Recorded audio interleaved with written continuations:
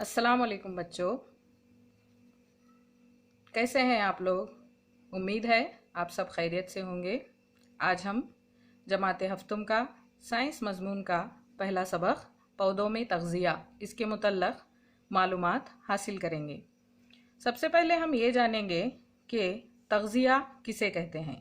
जानदारों का ग़िज़ा हासिल करना और जिस्म के ज़रिए ग़िज़ा का इस्तेमाल करना तवानाई हासिल करने के लिए वही तग़ज़िया कहलाता है। यानी जानदार ग़िज़ा को खाते हैं और अपने मुख्तलिफ़ कामों को करने के लिए तवानाई में जो जिस्म में तब्दील होती है ग़िज़ा, उसी को तग़ज़िया कहते हैं। तग़ज़िया के दो अक़साम हैं, पौधों में तग़ज़िया और जानवरों में तग़ज़िया। आज हम पौधों में तग़ज़िया इसके मुतल्लक़ जानेंगे। पौधों में तग़ज़िया के दो अक़साम हैं। फिर से खुद परवरिशी तग़ज़िया यानी ऑटोट्रॉफिक न्यूट्रिशन और गैर परवर तग़ज़िया यानी हीटरोट्रॉफिक न्यूट्रिशन। ऑटोट्रॉफिक न्यूट्रिशन यानी खुद से परवरिश पाना या सादा अशिया का इस्तेमाल करके ग़िज़ा बना लेना, ये सिर्फ़ और सिर्फ पौधों में ही होता है।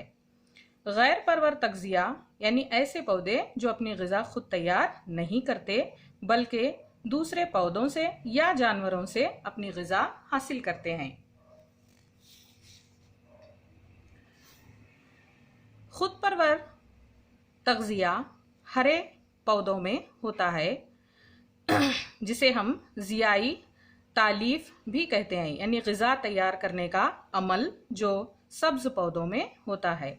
यहाँ आप तस्वीर में देख सकते हैं कि एक पौधे के मुख्तलिफ हिस्से बताए गए हैं, जैसे कि जड़ है, तना है, पत्ते हैं और फूल है।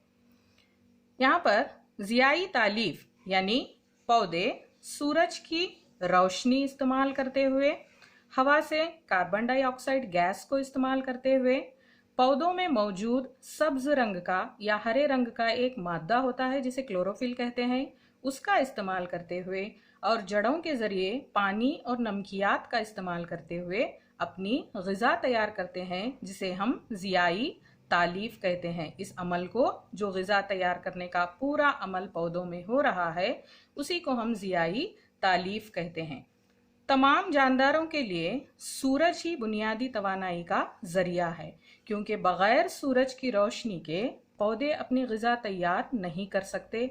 और अगर पौधे ग़िज़ा नहीं तैयार करेंगे तो तमाम जानदार, जो बखिया जानदार हैं जैसे कि इंसान हैं, परिंदे हैं या फिर जानवर हैं, वो भी अपनी ग़िज़ा हासिल नहीं कर सकते। इसीलिए सूरज ही तवानाई का बुनियादी ज़रिया है।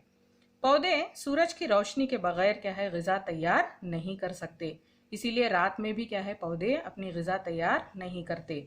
ज़ियाई तालीफ के दौरान पौधे जो हैं ऑक्सीजन गैस को खारिज करते हैं, कार्बन डाइऑक्साइड का इस्तेमाल करते हुए ऑक्सीजन गैस को क्या है वो खारिज करते हैं। उसके अलावा जड़ों से जो ये पानी और नमकियात है, आप सोच रहे होंगे कि किस तरह जड़ें पानी और नमकियात को पूरे पत्तों तक पहुंचाती हैं। तो यहाँ पर आप देख सकते हैं तस्वीर में पूरे पौधे में एक लाल रंग का या सुर्ख रंग का आपको एक लकीर नजर आ रही है। ये जाइलम नसीज है। ये बिल्कुल एक पाइपलाइन की तरह पूरे पौधे में फैली हुई होती है, जो जड़ों से पानी और नमकियात को लेकर तमाम पौधे के तमाम हिस्सों को पहुंचाने का काम करती है।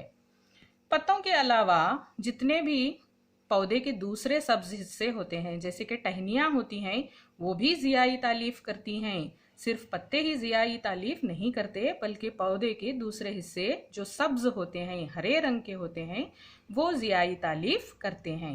यहाँ पर आप देख सकते हैं कार्बन डाइऑक्साइड और पानी का इस्तेमाल करते हुए सूरज की रोशनी में क्लोरोफिल की मदद से पौधे कार्बोहाइड्रेट तैयार करते हैं, यानी निशास्ता तैयार करते हैं और साथ में ऑक्सीजन गैस को खारिज करते हैं। इसी को हम ज़ियाई तालीफ कहते हैं। अब हम आगे बढ़ेंगे। अब हम देखेंगे कि गैर परवर या हीटरोट्रॉफ्स किन पौधों को कहते हैं।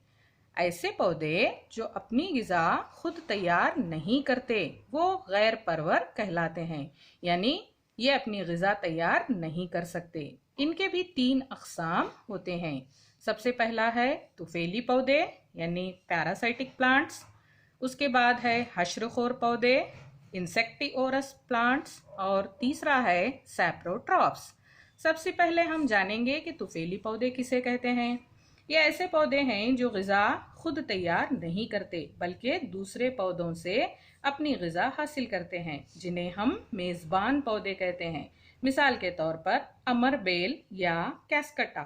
ये बेल बड़े पेड़ों पर लिपटी हुई होती है और इसमें हवाई जड़ें पाई जाती हैं जो मेज़बान पौधे से ग़िज़ा हासिल कर लेती हैं। इसके और मिसालें हैं रेफ्लिशिया का पौधा और ऑस्ट्रेलियन क्रिसमस का पौधा। हश्रखोर पौधे या इंसेक्टिओरस प्लांट्स ऐसे पौधे हैं जो कीड़ों को फांस लेते हैं और इन्हें हजम कर लेते हैं। ये हश्रखोर पौधे कहलाते हैं। मिसाल के तौर पर पिच्चर का पौधा। यहाँ आप देख सकते हैं कि किस तरह ये पौधा सुराहीदार है, सुराही की तरह होता है और इसका एक छोटा सा पत्ती नुमा साख्त होता है जो बिल्कुल इस सुराही पर ढक्कन की तरह काम करता है। जैसा ही कोई कीड़ा आकर इस सुराहीदार हिस्से पर बैठता है तो ये ढक्कन बंद हो जाता है और ये कीड़ा अंदर फंस जाता है और इस सुराही में पाए जाने वाले हाजिम रतूबतें इस कीड़े को हजम कर लेती हैं। इसी तरह एक और पौधा है, इसकी मिसाल फ्लाई ट्रैप। ये बिल्कुल ऐसा होता है जैसे आप लोग जूड़े में क्लिप लगाते हैं, उसी तरह इसके दांतों की मानिंद इस तरह इसके साख्त होते हैं और जैसे ही कोई कीड़ा आता है ये इस तरह बंद हो जाते हैं और कीड़े को फांस लेते हैं। इसी तरह एक और पौधे की मिसाल है ड्रोसेरा। यहाँ पर आप देख सकते हैं कि इस पौधे पर ये बिल्कुल बहुत ही खूबसूरत हिस्सा होता है और इस पर एक रतूबत होती है और ये कोई कीड़ा इस पर आकर जब बैठता है तो इसके पैर इस रतूबत में चिपक जाते हैं और ये कीड़ा हजम हो जाता है।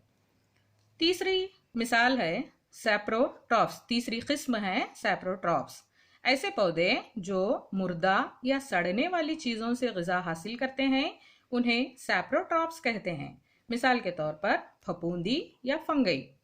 सड़ने वाली चीजों पर सफेद रंग के रुईनुमा अज्जा पैदा होते हैं जिसे फफूंदी या फंगई कहते हैं। अब तो बारिश का मौसम है तो आपने देखा होगा घरों में 2-3 दिन पुरानी ब्रेड है या फिर टमाटर वगैरह हैं या कोई फल है जो सड़ रहा है तो उस पर आप देख सकते हैं कि छोटे छोटे सफ़ेद रुईनुमा अज्जा उगे हैं, तो वही फफूंदी हैं।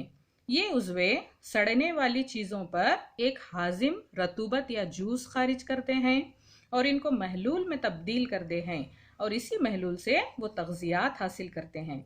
सैप्रोट्रॉफ की एक और मिसाल है मशरूम। आपने बरसात के मौसम में गोबर वगैरह पर या फिर सड़ी हुई लकड़ी पर जो सड़ने वाली चीज़ें हैं या छतों पर जहाँ पर सड़ने वाली लकड़ी है उस पर सफ़ेद छतरी नुमा पौधों की साख्त को देखा होगा। यही मशरूम हैं। तो आप समझ चुके होंगे कि गैर परवर के 3 अक़साम हैं पौधों के, फैली पौधे, हश्रखोर पौधे और सैप्रोट्रॉप्स। बस आज के लिए इतना ही काफ़ी है। अस्सलाम वालेकुम।